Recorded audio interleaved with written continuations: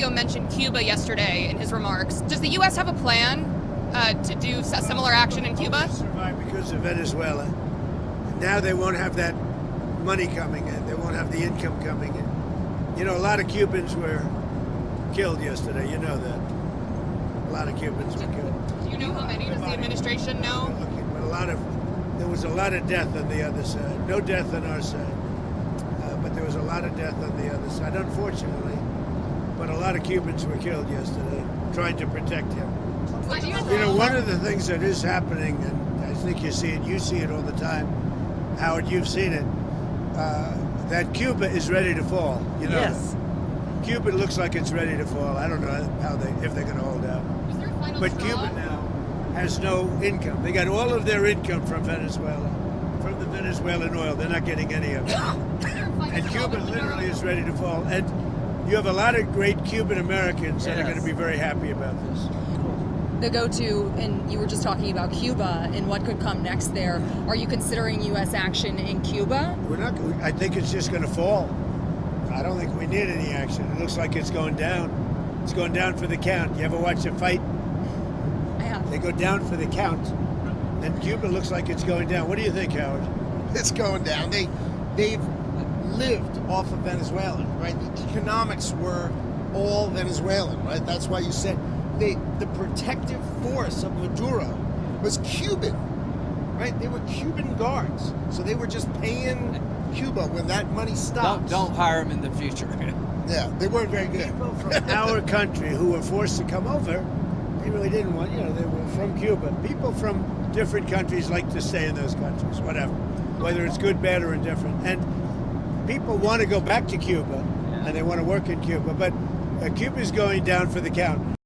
Cuba comes to this important meeting with the profound conviction that only the truly firm and unwavering denunciation by our collective peoples can genuinely and effectively restore peace, which is being taken from us today by force, the vile and criminal military aggression by the United States against civilian and military facilities in Caracas and other Venezuelan cities, and the criminal kidnapping of the legitimate and constitutional president of Venezuela, Nicolás Maduro Moros, and of Comrade Cilia Flores, in addition to constituting acts of aggression and breaches of peace, acts of state terrorism, flagrantly violate the purposes and principles enshrined in the foundational charter of the United Nations and the established principles of international law, especially concerning the inherent sovereignty and the inviolable territorial integrity of Venezuela. It is indeed a profound legal, a clear political, and an undeniable ethical imperative.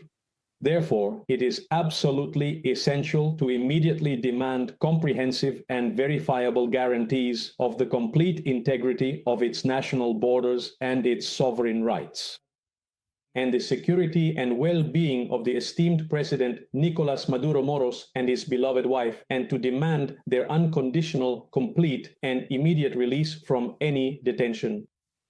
Therefore, the aggression that is taking place today directly against the Bolivarian Republic of Venezuela must necessarily be taken up by our collective of nations as an unprovoked and unwarranted aggression against all the sovereign nations that collectively make up our interconnected and vital global community.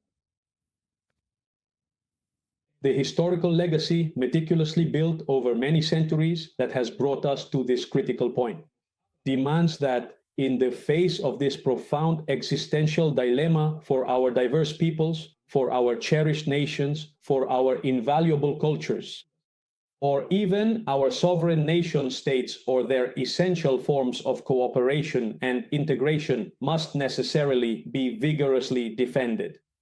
Cuba unequivocally rejects the brutal and aggressive intention to reimpose the outdated Monroe Doctrine by sheer military force, a doctrine that has historically caused significant harm and instability in the region.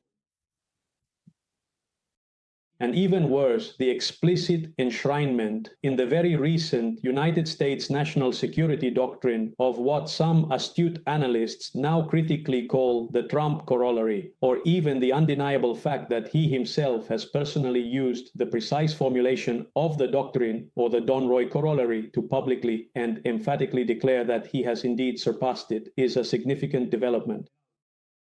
With the recent actions, one must ask what President Trump means when he says he is going to govern Venezuela. Is he going to appoint an overseer, a governor, a viceroy? What does President Trump mean when he talks about reconquering? When he refers to what he calls reconquering, with a profound ignorance of history, the hydrocarbon resources of Venezuela. Does it truly mean that the United States henceforth will claim the right to act militarily, going beyond its long-standing tradition of economic exploitation, systematic plundering, and forceful imposition of, in their own interests, against our precious natural resources and our sovereign and rightful use of them? It is absolutely our duty to carry out this denunciation with the moral strength and courage that has distinguished the emancipatory struggle of our region in all international and multilateral forums, and in particular to the United Nations. We will have to demand accountability from those responsible of these aggressions, of the deaths that have occurred, and of the criminal act against the president of a sovereign state.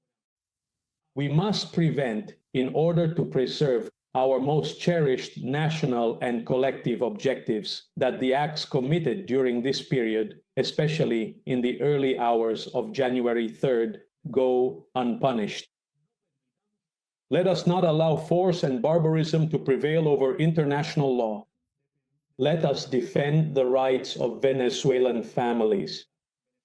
Let us stop the war. Let us stop the abuse. Let us act with the firmness and determination that the circumstances demand.